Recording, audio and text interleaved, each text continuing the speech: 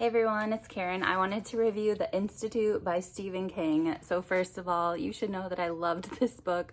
I stayed up until 11:59 p.m., which is way past my bedtime because I had to finish it. I had to know what happened and I adored it. So I was thinking this is my third Stephen King book that I've ever read, but it's actually my fourth because I read his book on writing, which was amazing. I think my first Stephen King book was The Shining. Then I read Pet Sematary, and then I read this one, The Institute. So from reading his book on writing, like just to talk about Stephen King for a second first, I was really surprised on like just how, I guess, knowledgeable he is and how much thought he puts into his writing. And he just had written so many books, I just assumed that he was kind of like not that good. And anyway, that's not what I found at all from his book on writing. And then when I read Pet Sematary, I was surprised at all the deep level thoughts that were like embedded into this really scary story. And I found the same with The Institute. So I don't want to talk about the main like ethical sort of question that is posed in this book because I think that it's not really completely revealed until towards the end of the book, and I don't want to spoil it, but I just love that this is not just genre fiction. Well, it is, but there's a lot of thought that goes into his books as well, and a lot of like deeper questions that you can get to and think about by reading his books. So The Institute starts with this guy, Tim. He is on a plane trying to go to New York to find work because he just lost his job as a police officer through some drama that bad things happen to good people sometimes. Anyway, so he's going to New York and he's like seated on his flight and someone comes on saying someone needs to give up their seat so that this other guy can get on. I forgot what he was, some military guy or something. And so the price keeps going up, offering for someone who would give up their seat, they'll have a free hotel, this much money, blah, blah, blah. Finally, Tim takes the deal. He gets cash back for his seat, plus a lot of money, plus he gets a free hotel for the night, which turns out to be kind of a cheap hotel that's not very nice, but regardless. Then he just kind of like hitchhikes his way until he finds his way to this town. And it's kind of like in the south and it's just the middle of nowhere. It is a hub for a lot of trains, but essentially besides that, there's not much going on in this town. And he gets a job as a night knocker, which is way below his skill level and definitely a low paying job. But because he doesn't really have any plans and he's just like kind of aimlessly wandering the country, he applies and gets it, and his job is just to basically roam the streets at night, just taking care of any small problems, and any bigger problems he's supposed to call the police. That is basically the extent of what we know about him, and then his story stops, and then we start another story with Luke. And so Luke's story kind of reminds me of like the mysterious Benedict Society or any other book that is about a gifted child. So Luke is, I don't remember how old he is, maybe 12.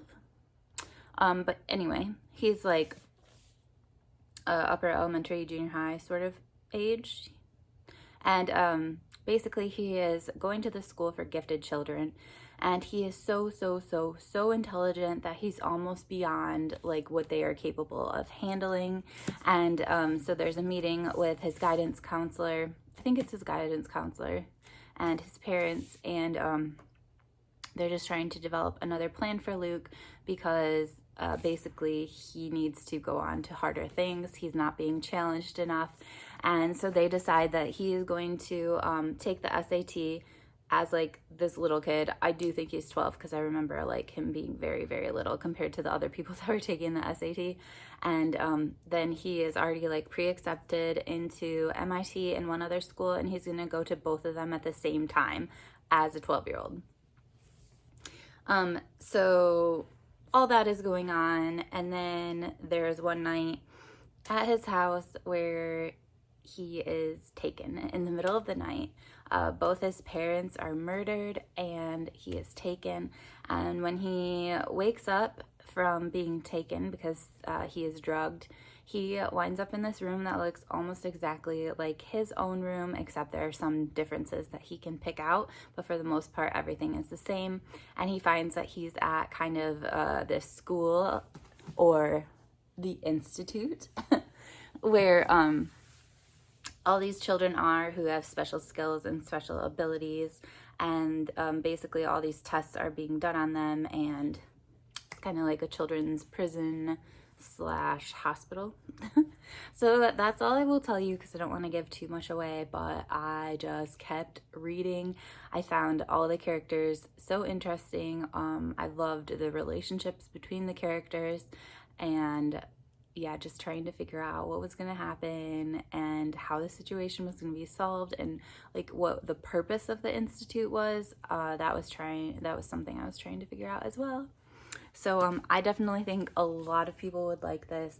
There are definitely, like, I guess some gory scenes, but it's not like Stephen King gore. It's like, it's a lot. It's just, I don't know. So yeah, I think a lot of people will like this, even if you're not a Stephen King fan, because it's not really like a horror. And yeah, so now that I've read this book, I'm definitely interested in reading more Stephen King. I'm curious what your favorites are. Like I said, I've read his book on writing, The Pet Sematary, The Shining, and now The Institute.